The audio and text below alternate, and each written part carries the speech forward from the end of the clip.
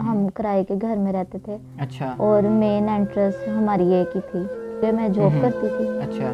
तो main entrance पे बैठे रहते थे, तो हम्म। मैंने जब भी आना जाना तो वहाँ पे मेन एंट्रेंस पे ही बैठे होते थे। अच्छा।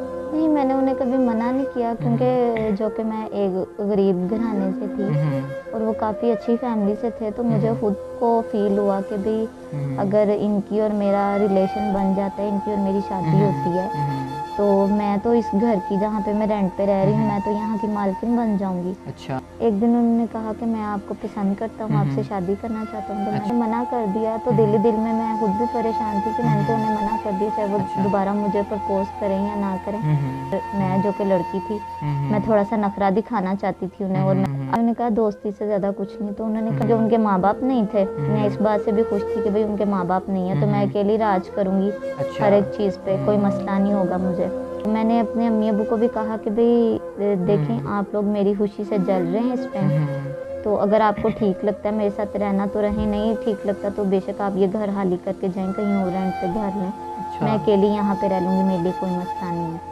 तो शादी के कुछ हफ्तों बाद जो है ना, अच्छा। यानी कि मेरे कुलीग्स वगैरह का, फ्रेंड वगैरह का फ़ोन आना शुरू हो गया अच्छा। कि भाई तुम जॉब पे क्यों नहीं आ रही, क्या मसला है ये। इनके मेरे कुलीग्स का भी फ़ोन आता था, तो मैं काफ़ी टाइम उनसे बात करती रहती अच्छा। थी, तो उन्हें ये शक होने लगा कि शायद मेरी बीवी बाहर जॉब करती थी, तो इसके बाहर भी लोगों के साथ रिलेशन या ताल्लुकात होंगे, अच्छा।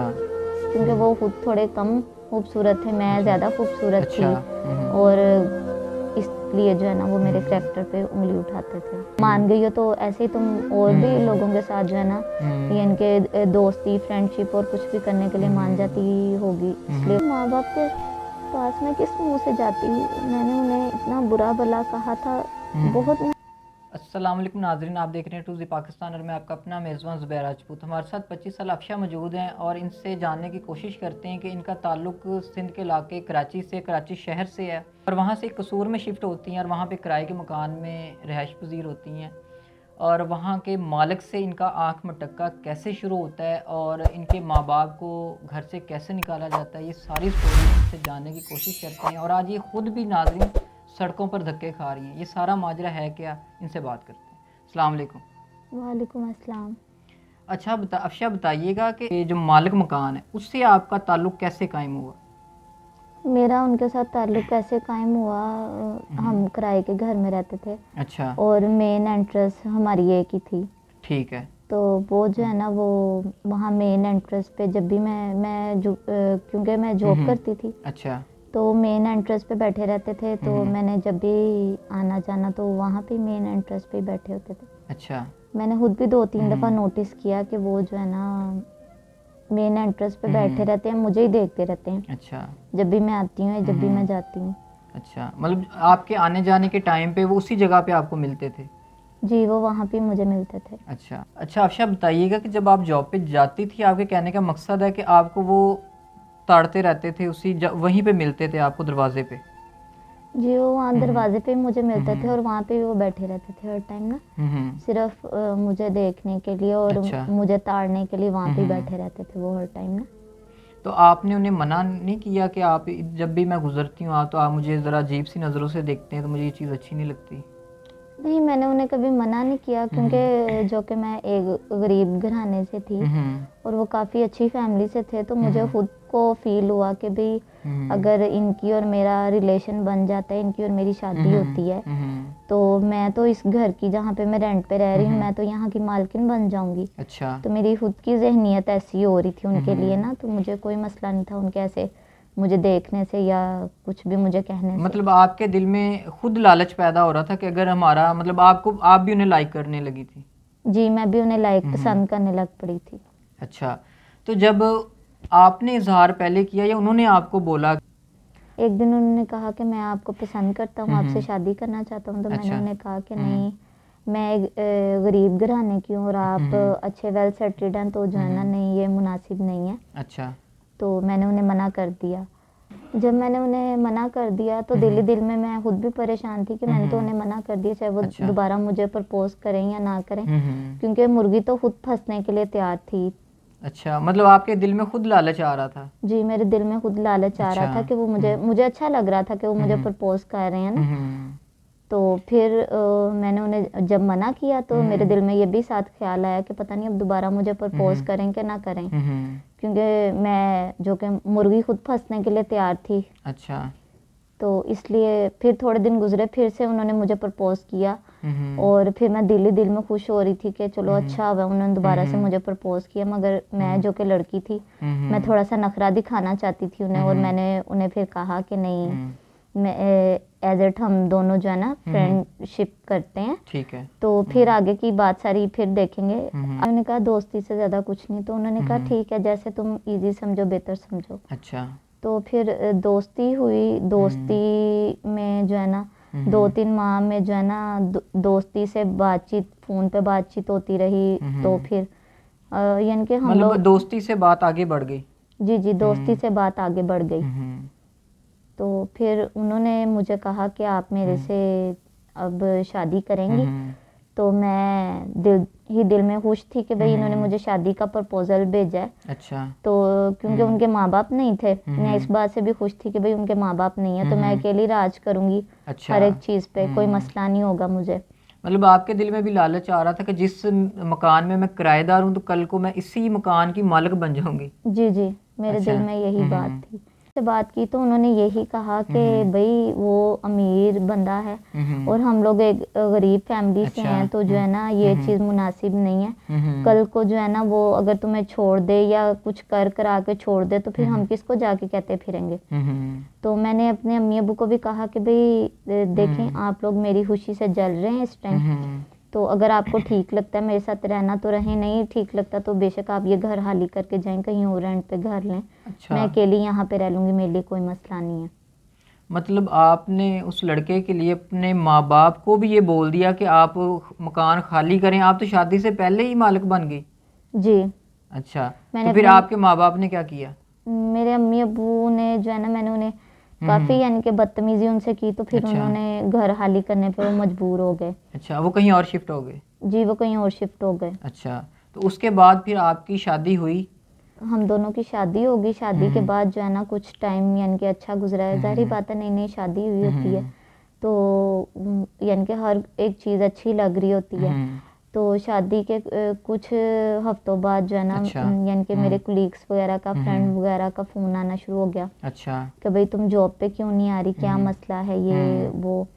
तो बस यही फ़ोन की वजह से जो है ना हम दोनों मियाँ बीवी में आपस में रिलेशन हम दोनों के ख़राब होना शुरू हो गए। मतलब किस वजह से रिलेशन? फ़ोन में क्या ऐसी बुरी बात है?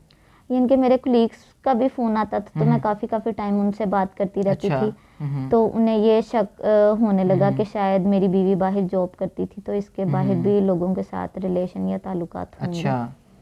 मतलब वो आपके करैक्टर के ऊपर उन्होंने सवाल उठाना शुरू कर दिया। जी वो करैक्टर पे इसलिए सवाल उठाते थे क्योंकि वो खुद थोड़े कम खूबसूरत थे, मैं अच्छा। ज़्यादा खूबसूरत अच्छा। थी, और इसलिए जो है ना वो मेरे करैक्टर पे उंगली उठाते थे। मतलब वो इस चीज़ से खुश नहीं थे कि आप फ़ोन पे किसी से क्यों बात करती हैं? उनके दिल में ये ख्याल आया कि आपका ऑलरेडी शादी से पहले शायद कोई चक्कर था। जी उन्हें यही लगता अच्छा। था। तो आपने बोला नहीं कि अब हमारी शादी हो चुकी है, कोई था भी तो ठीक है, गुजरे हुए माजी की बात है। नहीं वो मेरे पे यकीन इसलिए नहीं करते थे, वो कहते थे कि तुम मेरे से फ़ौरन शादी के लिए मान गई हो, तो ऐसे ही तुम और भी लोगों के साथ जो है ना यानी कि दोस्ती फ्रेंडशिप और कुछ भी करने के लिए मान जाती होगी, इसलिए वो नहीं माने मेरी बात ना, उन्होंने मानी ही नहीं अच्छा। मेरी बात। तो फिर उसके बाद ये लड़ाई झगड़े शुरू हुए, ये कितने अरसा चलते रहे आपके झगड़े? लड़ाई झगड़े हमारे तकरीबन 2-3 हफ्ते चलते रहे। अच्छा। तो उसके बाद फिर डिवोर्स की बात कैसे, डिवोर्स तक बात कैसे पहुंची? मैं दिल से उन्हें चाहती थी, मगर उन्होंने फिर भी मेरे साथ इस तरह से किया। नहीं, आप दिल से चाहती तो थी, लेकिन आपने देखें लालच में आके शादी की और अपने माँ बाप को भी उसी लालच की वजह से अपने घर से निकाला।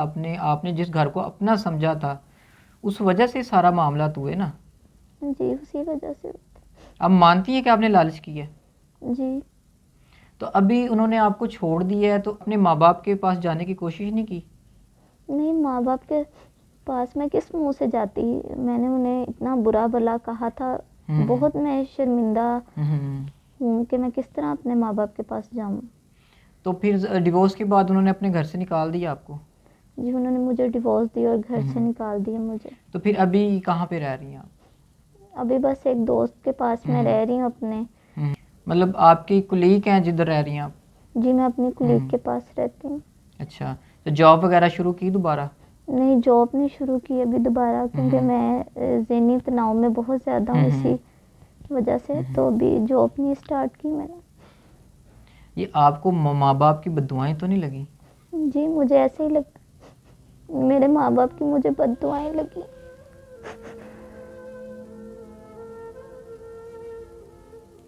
अच्छा अफशा, आप मुझे अब ये बताओ, आपके साथ आपने लालच में आके अपने माँ बाप को भी गवा दिया और अपने करैक्टर पे भी इल्ज़ाम लगवा लिया और शौहर भी गवा बैठी हैं, तो अभी आगे ज़िंदगी के बारे में क्या सोचा है? अभी 25 साल एज, कोई ज़्यादा एज नहीं होती, बहुत लंबी लाइफ आपके पीछे पड़ी हुई है, तो क्या सोचा आने वाले टाइम के बारे में? ख्याल आता है कि कैसे ज़िंदगी गुजरेगी? बस अभी तो यही सोच रही हूँ कि इतना बड़ा गुनाह मेरे से हो गया, मेरे माँ बाप मुझे माफ़ करेंगे कि नहीं करेंगे, बस यही सोचती हूँ। इसी वजह से मैं ज़हनी तनाव में हूँ बहुत ज़्यादा। आप कोशिश तो करती, माँ बाप तो आखिर माँ बाप होते हैं, बच्चे तो गलतियाँ करते हैं, तो माँ बाप तो बड़े रहमदिल होते हैं, शायद तरस आ जाता और आपको अपना लेते दोबारा से। बस मैं अपने माँ बाप का सामना कैसे करूँगी, बस यही सोचती हूँ मैं। मतलब आप में हिम्मत नहीं अपने माँ बाप का सामना करने की? नहीं, बिल्कुल भी नहीं है। तो क्या होगा अगर जिस तरह आपने उन्हें धक्के दे के निकाला, तो एक बार वो भी आपको धक्के मार लेंगे, तो क्या फ़र्क पड़ेगा? माँ बाप है। नहीं, मेरे में हिम्मत ही नहीं है उन्हें फेस करने की। अच्छा, तो आगे मुस्तकबिल के बारे में क्या सोचा है? आने वाली लाइफ के बारे में क्या सोचा है? अभी तो रहने के लिए आपके पास जगह भी नहीं और जॉब भी नहीं है। नहीं, अभी कुछ नहीं इस बारे में सोचा। अच्छा, अगर आपको हमारी वीडियो से कोई ऐसा शख्स रब्ता करे जो आपसे शादी का ख्वाहिशमंद हो, वो बोले आपको रिहाइश भी दे, आपको इज़्ज़त भी दे और सारे मामलात आपके हैंडल करे, तो शादी के बारे में आप क्या सोचती हैं? आजकल के दौर में तो पहली बात तो ये, कोई अच्छा इंसान होता ही नहीं है। अगर कोई अच्छा मिल गया तो फिर देखेंगे, कर लूँगी मैं शादी, जो है ना, अगर कोई अच्छे होंगे जो मेरी तकलीफ़ को समझ सकते होंगे, मैं कर लूँगी फिर शादी उनसे। तो जी नाज़रीन, 25 साला अफशा की सारी कहानियाँ आपने सुन ली है। कसूर में ये रिहाइश पज़ीर हैं, फ़िलहाल ये अपने कुलीग के पास आर्जी तौर पे रह रही हैं। इनके पास रिहाइश भी नहीं है और इस टाइम ये जॉबलेस हैं। तो नाज़रीन, स्क्रीन पे इनका नंबर चल रहा होगा, उस नंबर पे इनसे आप रब्ता करें और जितनी हो सकती है, जो आप जैसे आप समझते हैं, मुनासिब समझते हैं कि इनकी हेल्प कर दी जाए, ताकि ये अपनी रिहाइश का बंदोबस्त कर सकें और अपनी ज़िंदगी की मुश्किलात को थोड़ा आसान कर सकें। तो नाज़रीन, इसी के साथ अपने मेज़बान को इजाज़त दीजिएगा। अल्लाह निगहबान।